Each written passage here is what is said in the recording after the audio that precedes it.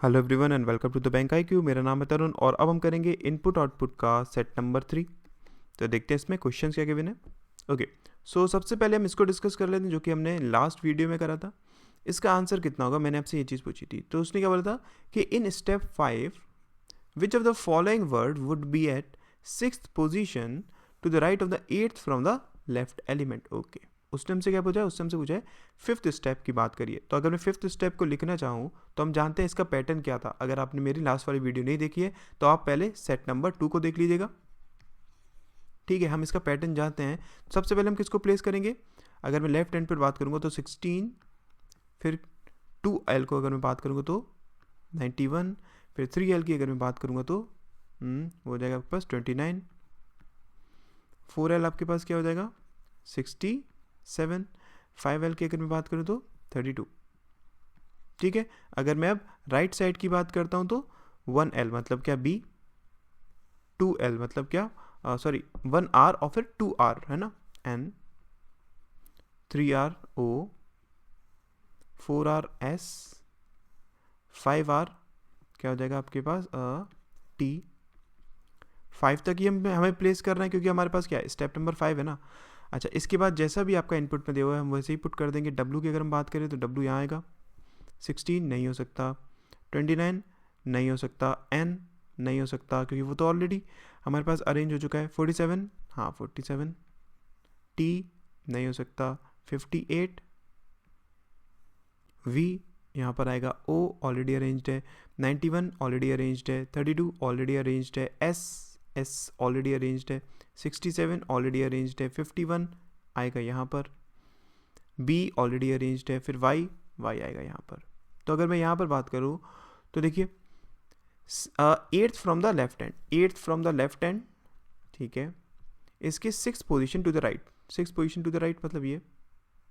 तो टोटल आपके पास कितने देखना पड़ेगा, आपने यहाँ से 14th देख लिए तो यहाँ पर कितना होगा देखिए 3, 6, 9 और 12 और 2 क्या आएगा यहाँ पर O मतलब क्या, राइट आंसर हो जाएगा इसका और गुड।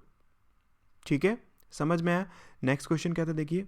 ओके, नेक्स्ट क्वेश्चन में उसने हमसे क्या बोला था कि in step number 4 of the arrangement if 16 is related to 29, 67 is related to 47 in a certain way, which of the following would be 58 be related to in the same pattern। Okay, तो सबसे पहले हम क्या करेंगे, step number 4 को लिखेंगे। अगर मैं स्टेप नंबर 4 को लिखता हूँ तो वही चीज़ 16, 2L को हो जाएगा आपके पास 91, फिर 3L क्या हो जाएगा आपके पास 29, 4L हो जाएगा आपके पास 67। अब अगर मैं राइट साइड की बात करूँ तो B, फिर 2R मतलब N, फिर 3R मतलब O, फिर 4R मतलब S।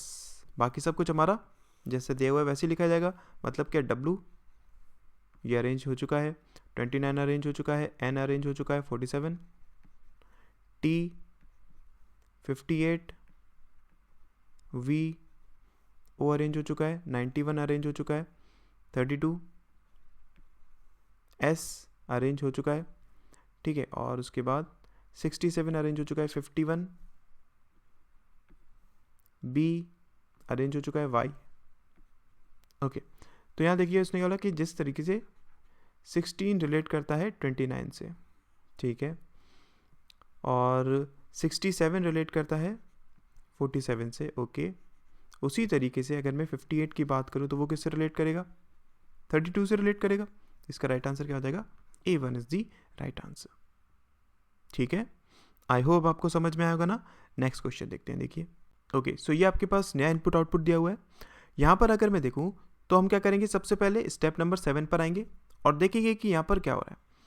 लेकिन यहाँ अगर मैं देखूँगा तो आपको एक चीज़ समझ में आएगी कि यहाँ पर तो आपके पास सबके सब क्या है, नंबर्स हैं। लेकिन अगर मैं इनपुट पर देखता हूँ तो यहाँ पर आपके पास नंबर्स भी हैं और वर्ड्स भी हैं। इसका सिंपल सा मतलब क्या हो गया कि यहाँ पर कुछ ना कुछ आपका तो चेंज हुआ है जो कि यहाँ से यहाँ हुआ है। ठीक है, तो हम डायरेक्टली इसको यहाँ से तो पता कर नहीं सकते कि इसमें क्या चेंजेस हो रहा है। एक काम करते हैं, हम स्टेप नंबर 5 में थोड़ा सा देखते हैं। अगर मैं स्टेप नंबर 5 को देखता हूँ तो यहाँ से आपको थोड़ा सा समझ में आएगा। अगर मैं बात करूँ यहाँ पर आपके वर्ड्स की, तो वर्ड्स किस तरीके से अरेंज है, वही सारी चीज़ें हमारी दिमाग में आएंगी। क्या, initial letter, last letter, number of letters. तो अगर मैं इनिशियल लेटर पर ध्यान देता हूँ तो देखिए C, फिर E, फिर उसके बाद G, फिर F। अगर ये डिपेंड करता है इनिशियल लेटर पर कि वो इंक्रीज हो रहे हैं डिक्रीज हो रहे हैं, इन दैट केस यहाँ पर ये इंक्रीजिंग ऑर्डर या फिर डिक्रीजिंग ऑर्डर में आना चाहिए था, लेकिन यहाँ पर पहले क्या आ गया, जी आ गया, फिर उसके बाद एफ आ रहा है ना, तो इस वजह से इनिशियल लेटर पर तो डिपेंड नहीं कर रहे हैं। लेकिन अगर मैं यहाँ पर लास्ट लेटर को देखता हूँ तो देखिए पहले ए, फिर ई, फिर एल, फिर आर और फिर एस है। ठीक है, ये क्या हो रहा है हमारे, ये इंक्रीजिंग ऑर्डर में। मतलब क्या, हमें एक चीज़ कंफर्म होगी क्या कि जो वर्ड्स आपके डिपेंड करेंगे वो डिपेंड करेंगे लास्ट लेटर पर। ठीक है, और वो भी यहाँ से यहाँ वो क्या हो रहे हैं, इंक्रीज हो रहे हैं। ठीक, अब अगर मैं नंबर्स की बात करूँ तो देखिए नंबर्स आपके किस तरीके से अरेंज है, ये ना ही आपके इंक्रीजिंग ऑर्डर में है ना ही आपके डिक्रीजिंग ऑर्डर में है, इजंट इट। यहाँ से तो हमें कुछ भी ये चीज़ पता नहीं चल रही है। तो एक काम करते हैं हम क्या कि हम स्टेप नंबर 1 में देखते हैं कि इनपुट से स्टेप नंबर 1 में क्या क्या चेंजेस हैं। ठीक, तो यहाँ देखिए अगर मैं देखता हूँ यहाँ पर आपके पास, तो उसने क्या करा, उसने कैमरे को यहाँ पर प्लेस करा। ठीक है, बाकी सब कुछ सेम है, और यहाँ पर उसने 31 को प्लेस करा है। ठीक है, तो दो चेंजेस है यहाँ पर, उसने कैमरे को प्लेस करा और फिर यहाँ पर 31 को प्लेस करा। कैमरे का तो हम समझ सकते हैं कि इसका जो लास्ट लेटर है वो क्या है, आपका सबसे पहले आएगा। ठीक, लेकिन अगर मैं यहाँ पर नंबर की बात करूँ तो उसने 31 को प्लेस करा है। अब 31 आपका ना ही स्मॉलेस्ट है ना ही लार्जेस्ट है, इजंट इट। तो यहाँ पर ये क्या हो सकता है, अब अगर मैं इसको थोड़ा सा देखूँ तो आपको एक चीज़ समझ में आएगी, 3 + 1 कितना 4। ठीक है, ये मिलकर कितना बन रहा है, 4 बन रहा है। ठीक है, अब अगर मैं यहाँ पर थोड़ा सा देखूँ तो देखिए ये दोनों मिलकर कितना बन रहा था, 4, ये दोनों मिलकर कितना बन रहा था, 7, ये दोनों मिलकर कितना बन रहा था, 9, 10 एंड देन 12। तो यहाँ से हमें एक चीज़ समझ में आ गई क्या कि इसने यहाँ जो नंबरिंग करी है वो उनके सम ऑफ डिजिट्स पर डिपेंडेड करी है। मतलब क्या, उसने सम ऑफ डिजिट करा और उसको अरेंज करा है left to right increasing order में। ठीक है, तो ये पैटर्न समझ में आया ना, क्लियर हुआ आपको यहाँ तक। अच्छा, अब हम देखते हैं स्टेप नंबर 1 से स्टेप नंबर 2 में क्या चेंज हो रहा है। अगर मैं यहाँ से यहाँ देखूंगा तो आपको समझ में आएगा। देखिए कैमरा को उसने वहीं रखा है, अब इसके बाद उसने एल ई को प्लेस करा है, मतलब ए के बाद उसने ई को प्लेस करा है, नो प्रॉब्लम, ये तो हमें समझ में आ गया। और सिमिलरली अगर मैं राइट साइड की बात करूँ तो 31 के बाद जो कि 4 था, अब उसने किसको प्लेस करा है, 43 को, जिसका सम कितना 7 है।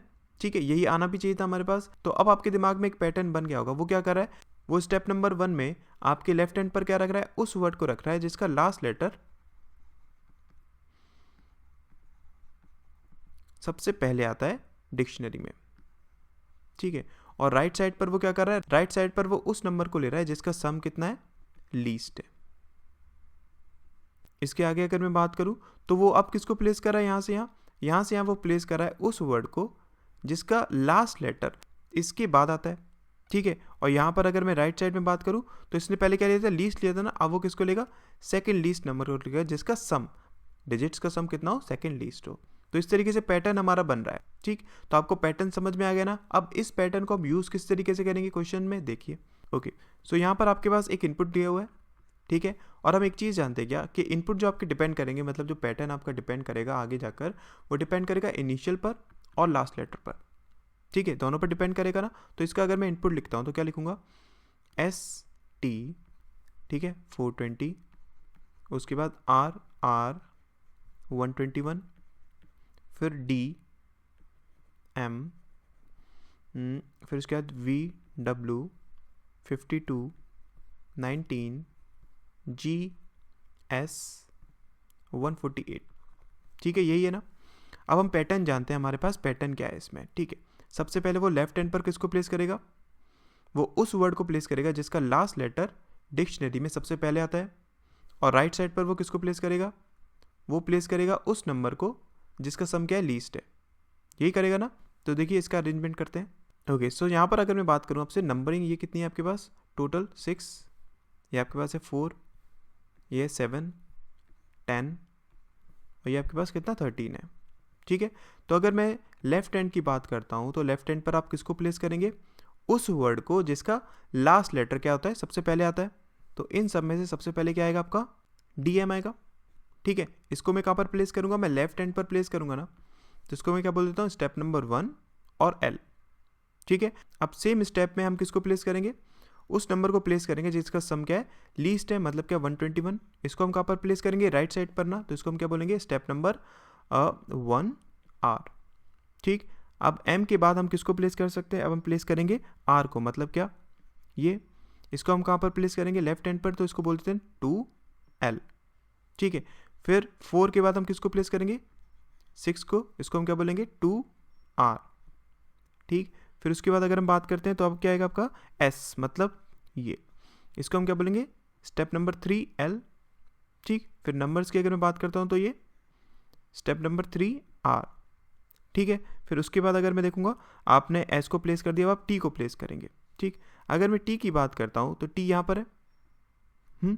अब यहाँ पर एक चीज़ आपको समझाता हूँ, क्या हमने एक चीज़ सीखी है, हम जिस किसी भी एलिमेंट को उठाते हैं और जहाँ पर प्लेस करते हैं उनके बीच में अनअरेंज्ड एलिमेंट होना चाहिए, ठीक है।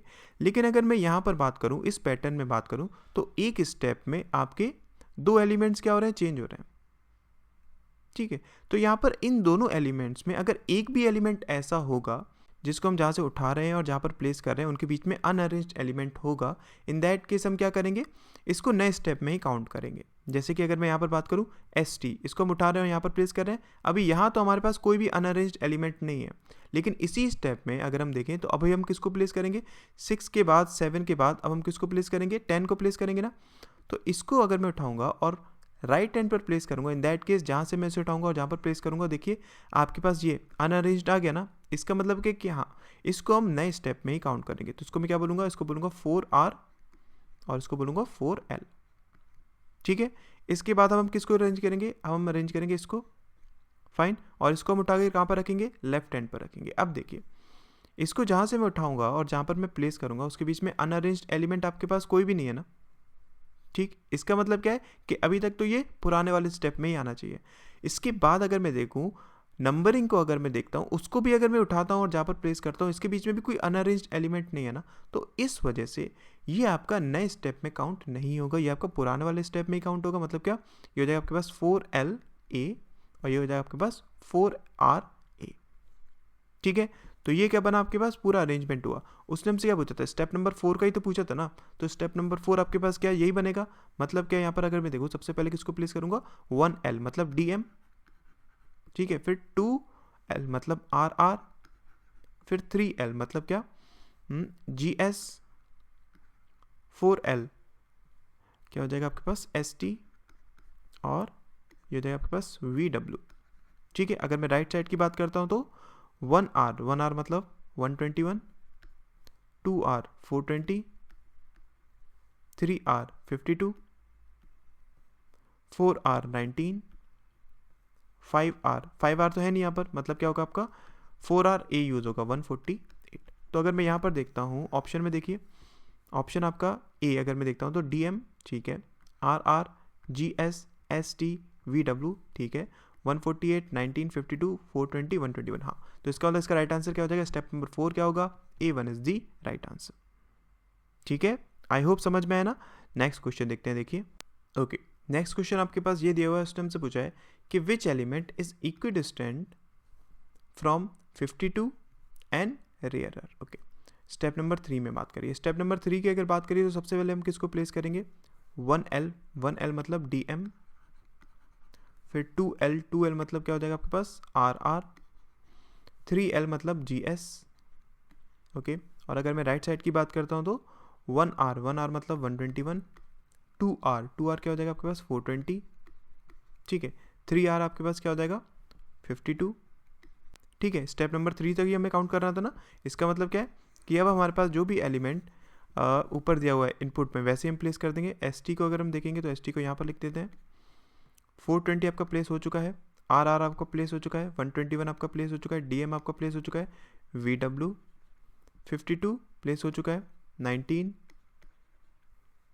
GS प्लेस हो चुका है, 148, ठीक है। तो यहाँ पर अगर मैं देखूँ उसने बोला है क्या कि 52 और रेयरर, मतलब क्या 52 और रेयरर इन दोनों से इक्विडिस्टेंट कौन होगा। तो देखिए 1 2 1 2 क्या आ रहा है हमारे पास, वो मतलब इसका राइट आंसर क्या हो जाएगा, C1 is the right answer, ठीक है।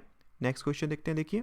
ओके, नेक्स्ट क्वेश्चन क्या है, उस टाइम से बोला है which elements are at the ends of the output in penultimate step. Okay, penultimate step का मतलब क्या हुआ कि सेकंड लास्ट स्टेप में आपके जो एलिमेंट्स होंगे एंड्स पर वो क्या होंगे, ठीक। तो देखिए यहाँ पर अगर मैं बात करूँ आपसे, पेनल्टीमेट स्टेप की बात कर रहा है, मतलब क्या फोर्थ स्टेप के बाद वो एक स्टेप और होगा उसकी बात कर रहा है, ठीक। तो यहाँ से अगर हम बात करते हैं तो आपके पास स्टेप नंबर 4 तक किस तरीके से अरेंज होगा अगर मैं देखता हूँ, जो कि आपका वर्ड्स और नंबर्स में हो रहा था। तो यहाँ पर हम सबसे पहले किसको अरेंज करेंगे, 1L मतलब क्या DM, 2L मतलब क्या RR, 3L GS, 4L ST, 4LA क्या आएगा आपके पास VW। ठीक है, और अगर मैं राइट साइड की बात करता हूँ तो 1R 121, 2R 420, 3R 52, 4R 19, 4RA 148, ये अरेंज हुआ। ठीक है, अब इसके बाद वाला जो स्टेप होगा उसमें अगर हम देखते हैं तो देखिए ये तो आपके पास 121 रहेगा ही, ठीक, ये आपके पास 121 रहेगा। लेकिन अगर मैं यहाँ पर बात करूँगा तो आपके पास ये क्या आ जाएगा, D और M। अगर D और M को ऐड करता हूँ तो 4 + 13 मतलब कितना 17। तो आपके पास जो एंड्स पे रहेंगे वो क्या रहेंगे, 121 और 17। तो इसका राइट आंसर क्या हो जाएगा, B1 is the right answer. ठीक है, आई होप आपको समझ में आएगा ना। नेक्स्ट क्वेश्चन करते हैं, देखिए।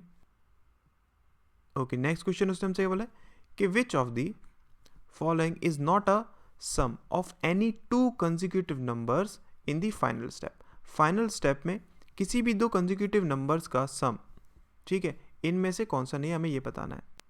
तो अगर मैं डायरेक्टली 4th स्टेप को लिखना चाहूँ, क्योंकि हम जानते हैं ना 4th स्टेप के बाद 5th स्टेप और फिर 6th स्टेप, ये आपके पास फाइनल स्टेप होगा।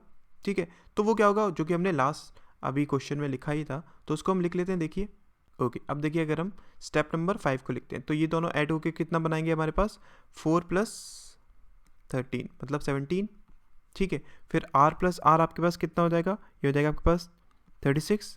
फिर G + S आपके पास कितना हो जाएगा, 7 और 19 मतलब 26। फिर अगर मैं S और T की बात करता हूँ तो 19 + 20 मतलब कितना हो जाएगा, 39। फिर V + W क्या हो जाएगा आपके पास, ये हो जाएगा 22, 23 मतलब 45। ठीक है, बाकी ये सब आपके इसी तरीके से अरेंज रहेंगे, 148, 19, 52, 420 और 121। अब अगर मैं इसको अरेंज करता हूँ, हमें क्या करना है, इंक्रीजिंग ऑर्डर में लगाना है ना इन सबको। तो ये आपके पास क्या हो जाएंगे, देखिए सबसे पहले 17, ठीक है, उसके बाद अगर मैं देखूँ तो 19, फिर 26, फिर उसके बाद क्या आएगा आपके पास 36, 39, 45, 52, ठीक है, और उसके बाद आपके पास क्या आएगा फिर 121, 148 और 420। ठीक है, आपका लास्ट स्टेप यही होगा ना। अब हमें क्या चेक करना है, हमें चेक करना है कोई भी कंसेक्यूटिव आपके पास नंबर्स हो उनका सम इनमें से कौन सा नहीं है। तो अगर मैं देखूँ, देखिए अगर मैं बात करता हूँ 173 की, तो ये दोनों ऐड होकर कितना बनाएंगे, 173 बनाएंगे, इसका मतलब ये तो हो नहीं सकता है। फिर 36 की अगर मैं बात करूँ तो ये दोनों ऐड होकर 36 बनाएंगे, ये भी नहीं हो सकता। 75 की बात करूँ तो ये दोनों ऐड होकर 75 बनाएंगे, ये भी नहीं हो सकता। 81 की अगर बात करूँ तो 81 आपका इन दोनों को मिलाकर नहीं बनेगा। तो इस वजह से इसका राइट आंसर क्या हो जाएगा, D1 is the right answer. ठीक है, आई होप आपको समझ में आएगा ना। ओके फाइन, सो ये नेक्स्ट क्वेश्चन आप लोगों के लिए, इस क्वेश्चन को आप एक बार ट्राई करिएगा और बताइएगा इसका आंसर कितना आएगा। ठीक है, थैंक यू सो मच।